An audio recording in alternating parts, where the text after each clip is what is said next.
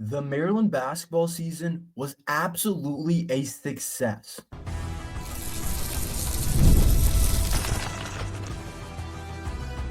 You are Locked On Terps, your daily podcast on the Maryland Terps, part of the Locked On Podcast Network. Your team every day. What's up, everyone? I'm Tre Moore, host of Locked On Terps, part of the Locked On Podcast Network, your team every day. So thank you guys for making us part of your day. And I'm also doing work at InsideBlackandGold.net. So make sure you guys head over to InsideBlackandGold.net for all your latest Terps news. And today's episode is brought to you by FanDuel. Right now, new customers can get $200 in bonus bets when your first $5 bet win. So make sure you guys head over to FanDuel. Maryland basketball finished the regular season on a high note on senior day with a big win over Northwestern. But in the first segment, I want to talk about how Maryland basketball season was absolutely a success. The way we played, the way we finished, the way we went up this year, and I'll get into everything. I think it was absolutely a success. First off, I think when we think about success on the court, it's how did we play? How did we end up record-wise? How do we end up in the Big Ten standings? And of course, now it comes out that Maryland finishes number 2 in the Big Ten standings. And I argued you guys before the year. I said Maryland's going to have every opportunity to win the Big Ten this year. I thought we were talented enough. I thought we had the guys, specifically, obviously, our starting five. I thought Maryland was more than talented enough to win the Big Ten. And I know we finished preseason somewhere in the middle of the Big Ten. We weren't high. We weren't necessarily low either, but teams expected us to be probably a mediocre Big Ten team, probably fighting to be a tournament team, probably a bubble team. But I was like, no. This Terps team has more potential than that. And I think we absolutely showed that this regular season. And it was really nice to see a team that was talented not waste some of that talent and actually get the job done, because that's something that doesn't always happen for the Terps, and that's not something that always comes into fruition for the Terps. But that was really cool to see for Maryland's basketball, is ending the season on the right note. In the entire season, obviously there was ups, obviously there was downs, but Maryland basketball really put together a really good year. And I honestly think before the season, I said we could win it, but if you would have said we finished 2, I would have said I'll take that any day of the week. Of course, Michigan State finishes number 1 in the conference. And the other part about this is, I'm not going to talk about this too much. Maryland could have won the Big Ten. They could have, and I'm going to say they probably should have. People might not agree with this. People might not like this take. Maryland's better than Michigan State. I don't know who's going to tell you that Maryland's not, but when you watch those teams, those two teams go head to head, and I know a lot of the Maryland fans will feel this way. I couldn't help but think Maryland's better than Michigan State. When we played them head to head, I thought that we were the better team. That would not have allowed us to win the conference, but we needed another win somewhere in there. But we had 3 buzzer beater losses. Of course, Michigan State, and then we had 2 others against Northwestern and Ohio State. Like, there were so many games that the Terps should have won, and we didn't find our groove until later on in the season. But that's kind of what college basketball is. We dropped 2 that we wanted to get back, especially one to a Washington team that we wanted to get back, a team that finished last in the conference at 4-16. We lost one in Northwestern, a team that I thought we were better than. So we definitely dropped some games that I thought we could have stayed or could have kept. But at the end of the day, the biggest reason I say Maryland's year was a success because we finished 14-6 in conference. That is pretty good stuff. 14-6 in the Big Ten. That's not easy to do. Finishing 14-6 in the Big Ten. That's a really solid record. And I don't know if you guys remember what we did last year. I looked at it. We finished 7-13 last year in conference. 7-13. We were a bottom 3 team in the Big Ten. We were tied for the second to last seeding with Rutgers. Terrible team overall, just not a good year for Maryland basketball. And we didn't play well at home either. We were 4-6 at home last year, 3-7 on the road. It was just a really bad year. And then the 22-23 team that made the tournament was 11-9 under the first year of Kevin Willard. So for the fact that the Terps are 14-6 this year in the Big Ten, that's a pretty dominant year for Maryland basketball, and that definitely speaks volume to where the program's at and how the team came together. And then I thought we had a really good year at home. The only home game we lost was to number 8 Michigan State, a game that I really felt you kind of go back and forth. I'm not going to talk too much about it. Obviously, Maryland had the ball, should have had the last shot of the game with a tie ball game, and should have at the very least sent it to overtime. But that's a topic for another day. Michigan State did kind of end up selling that game at the end. So there's a lot of different ways you can put it, but the fact that Maryland finished 9-1 at home were really solid in a tough Big Ten, and 5-5 on the road. I thought we could have been a little bit better on the road, like that early road trip against Washington.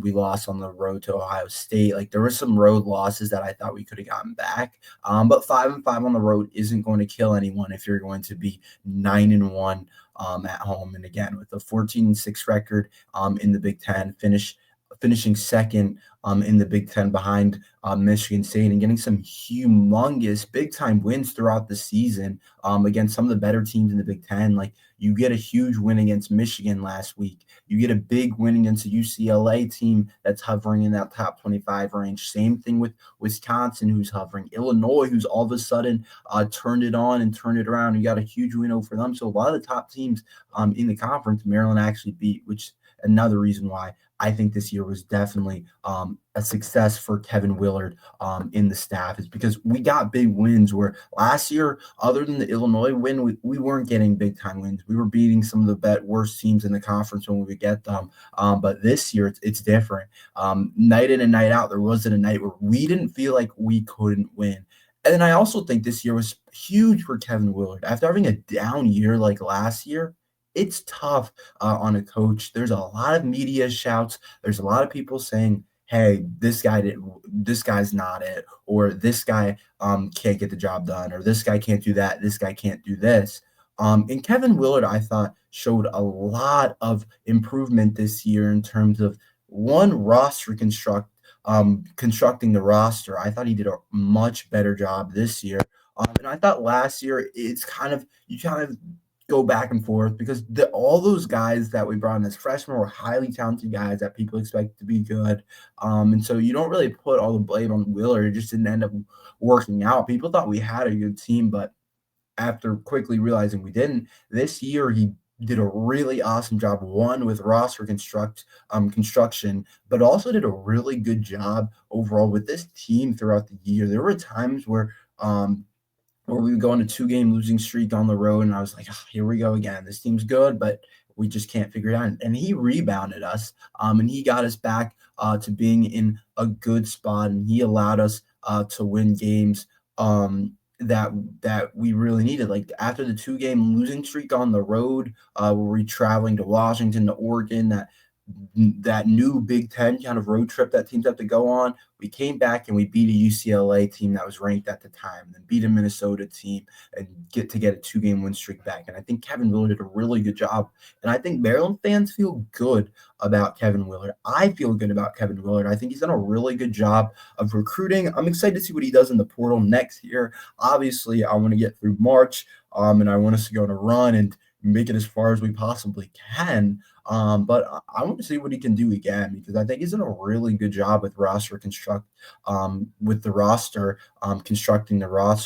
But I do think you want to see him continue to do it over and over. And it's going to be tough next year. You'll probably lose Derek Queen in the NBA. You'll lose Julian Reese because of his eligibility. But I think Kevin Willard did a really good job this year. And feeling good about your coach, that's something that really matters. And it's a more appealing program, I think, this year after finishing second in the Big Ten.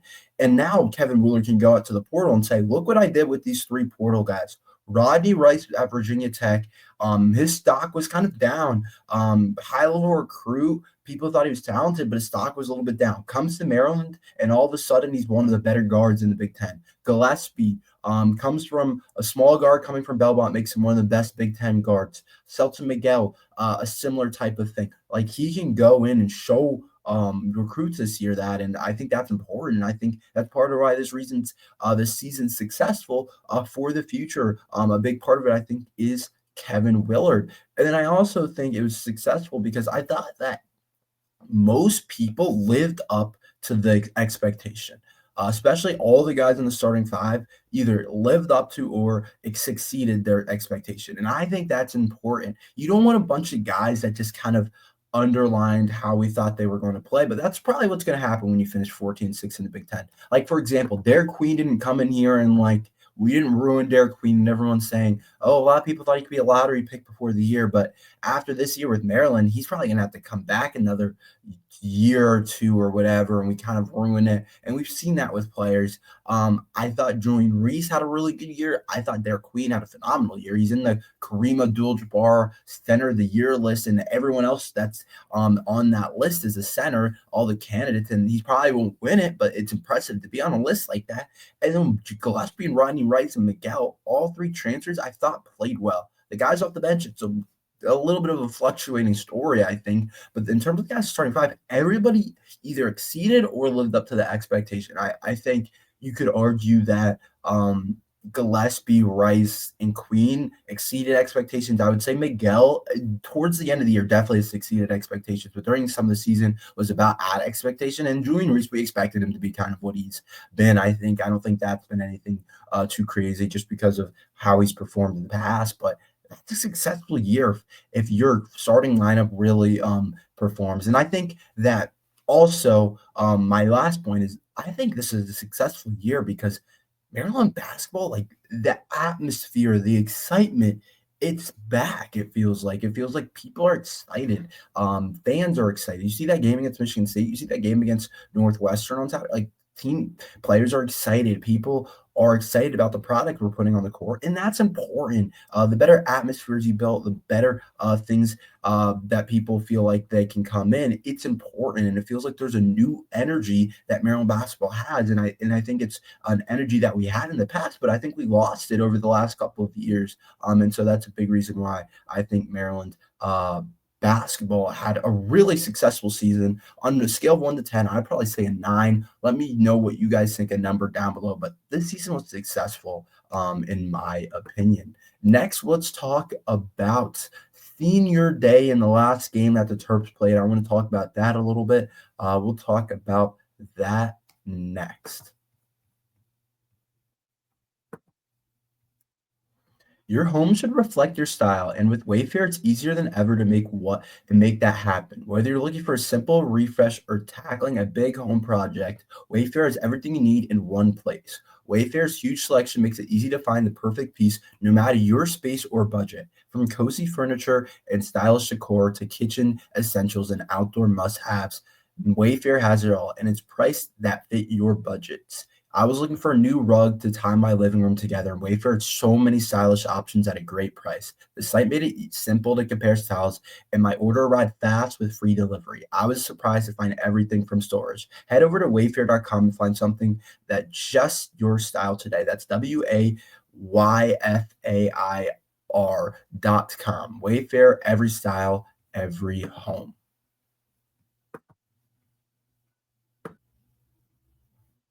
Get the supplies you need from the site made for the skilled trades, Supply House. Whether you're in plumbing or electrical work, Supply House is the reliable way to order products online. Their easy-to-use website is packed with helpful resources and the latest product info to help get your job done right. Plus, with complete inventory of over 20,000 parts from 400-plus top brands, you'll find exactly what you need to deliver fast from coast to coast. Need help with an order? Supply House offers expert support and industry-leading service, so you'll always talk to a real person. And for trade pros looking for an extra edge, their free trade master program offers exclusive perks like dedicated phone line, free shipping, and discounts on every order. Thousands of skilled professionals are already taking advantage. Now it's your turn. Join the trade master program today at supplyhouse.com/TM and start ordering plumbing, HVAC, and electrical supplies with just a few clicks.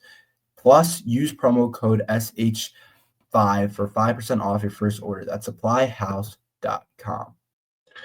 So I thought the Northwestern game was a really great game for the Terps, and not even necessarily because of basketball. I thought the biggest reason why I was really impressed with Maryland basketball and I really enjoyed the game was the senior day. All the narrative that went into it about Julian Reese and everything he did for the program and all of that kind of stuff, I thought was really beautiful to see because obviously a player doesn't always stay 4 years at a certain program, and especially a player the caliber of Julian Reese, who had offers to go other places, who could have jumped into the portal, who honestly at the time it probably made sense for him to jump into the portal and leave, and he stayed a Terrapin for 4 years. And like Kevin Willard said, that he's probably going to be one of the last ones to do that. Guys aren't going to do that these days. That just doesn't happen. You don't stay at a school for 4 years, and we'll see what happens with this new age of recruiting. But I thought it was really beautiful to honor Julian Reese.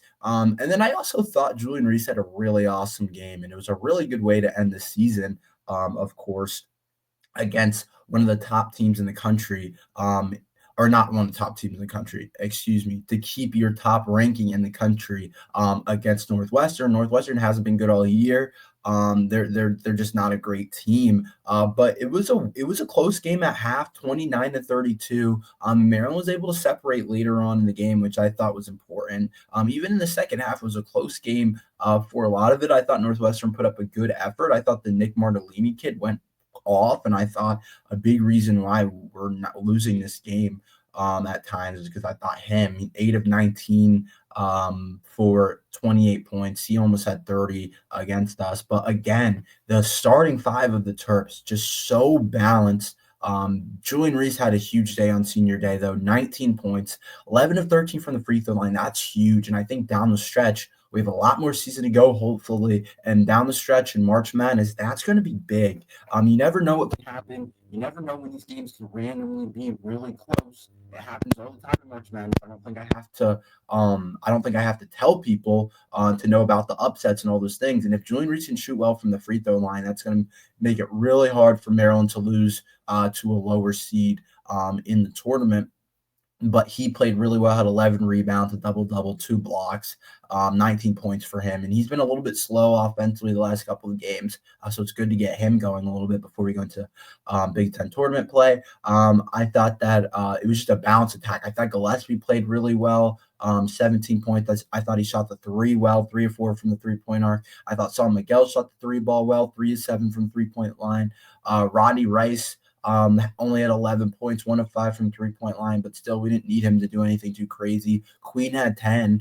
It was overall just a really solid performance. We shot 43% from 3, which is really great to see, and 81% from the free throw line. And the ability for us to shoot this year has absolutely been huge. Obviously last year that wasn't much of a thing, but this year we're shooting the ball really well, and I think that's really big for the Terps. I think that's really important that Maryland's shown the ability to be able to shoot the ball this year, and not just shoot the ball, but shoot the ball at a high level. And I think going into the tournament, that's really big. And so I thought it was a really beautiful day just because of the senior day honoring Reese, but of course the other guys too, Seltz Miguel, Geronimo, Young, honoring those guys as well. And we did have a little bit of some bench presence. Jordan Geronimo, 4 points, and then Jay Young also getting a point. And then also Ben Murphy, we got to highlight him, senior day for him as well. So I did think it was a successful day for the Terps. I'm not going to talk about it too much. I think you guys are more interested in the future and the tournament and those different things. And I'm so excited. This is my first time as a Locked On Terps host to be able to actually talk some March ball for Maryland. Last year, of course, I was like, maybe we can make a run in the Big Ten tournament, but I knew that was unlikely more still, and I knew that probably wasn't going to happen. But this year, we get to talk some March Madness, and so I'm definitely excited to do that. So let's talk a little bit about the Big Ten tournament, preview a little bit what's going on with it. I'll explain it to you guys. I'll talk about that next. March Madness is here, and FanDuel's giving you the chance to get in on the action like never before. Right now, new customers can get $200 in bonus bets when your first $5 bet wins. That's 200 extra bucks to use on everything from buzzer beaters to Cinderella stories and even who's cutting down the nets. I've got my eye on a few underdogs this year, and FanDuel makes it easy to back that with spreads, totals, and game props. With tournament games happening almost every day, there's always something exciting to bet on. So visit FanDuel.com and get in on college hoops action all tournament long. So we got the Big Ten tournament coming in, and I'll say this. I don't know if I don't know. I haven't looked at the odds or anything, but I will be surprised. I think Michigan State's probably the leader in the doghouse in terms of the odds, but I'd be surprised if Maryland's not number 2 in terms of the odds and winning this thing. I think we have a really good shot, and I'll talk about it more when we get closer to the game time. I think we've put ourselves in a really good position to win this thing, to win the Big Ten tournament. I think the Big Ten is weird this year. I think it's not necessarily top heavy. I think it's kind of spread out. I think there's a lot of pretty good teams. I don't think anyone's amazing. Like, I don't think Michigan State's amazing. I don't think anyone's like crazy good. But I do think it's spread out a little bit this year. And I don't know if you guys got a chance to watch my March Madness bracketology episode on Friday. If you guys didn't, make sure you guys check it out. It's with Ahmed from Inside Black and Gold, and then we also had JBR bracketology. And the interesting part about it, which I don't know if I actually realized this, is the Big Ten tournament really doesn't change your seeding too much. So this isn't even necessarily about March Madness. It's about winning something of value at the end of the year and being like, we won the Big Ten tournament. Like that's huge. And obviously you want to win a national championship, but it's tough. The March Madness, it's almost random. Like you just don't know what's going to happen. And so winning a Big Ten tournament, I think Maryland absolutely has the potential to do. You're going to have to win 3 games, but I think the Terps can do that. And I think setting ourselves up as the 2 seed was actually really important. Was really important for the Terps. In terms of being a top 4 seed, you do get the double bye, which I think is huge for Maryland basketball. So now we're sitting at a double bye, and we're sitting as the 2 seed. And right now we get the winner of it looks like it'll probably be Purdue if I had to guess, which is a tough game to play, a tough win to be able to get, but it looks like it'll be Purdue, but it also could possibly be Rutgers / USC. Whoever wins that game ends up playing Purdue, and whoever wins that plays us. So I do think that it'll end up being Purdue. I can't see Rutgers doing much, and USC, I think they're decent, but I don't think they're good enough to beat Purdue. And that's a tough kind of game to win for the Terps. Wait, actually, excuse me. I looked at it wrong. My bad. Michigan plays that winner. Excuse me. I was gonna say the 2 seed, we get Purdue in our first probably game. It actually looks like it'll be Illinois / the winner of Ohio State, Iowa. Excuse me, that's on me. I looked at it wrong. I was reading, and I was like, that can't be right. So we get the winner of we either get Illinois, the winner of Ohio State, USC. So that's how it looks like it is shaped up for the Terps. So that'll be interesting. Yeah, the winner of Ohio State, Iowa. I don't know why looking at this thing is so hard. The winner of Ohio State, Iowa plays Illinois. Yes, that's it. Plays Illinois in the next round. And so we play the winner of that. So let me make this clear again. We play the winner of Ohio State, Iowa plays the winner, plays Illinois, and then the winner of that plays us. Sorry for the confusion there. I was looking at the tournament. Probably should put on my glasses, but that's how it goes. So it'll be interesting to see. I think Illinois is a team that we've proven that we can beat. I think we're better than Illinois. And then after that, we would either probably play Michigan or Purdue, unless USC or Rutgers make some crazy run. I would guess Purdue. I think Purdue's a little better than Michigan, to be honest. I think that's a tough win to get, but that's kind of how the year is going. That's all we have for today. Thank you guys for listening to Locked on Terps. Make sure you like and subscribe. We're every day talking Maryland football and basketball. So thank you guys for listening to Locked on Terps.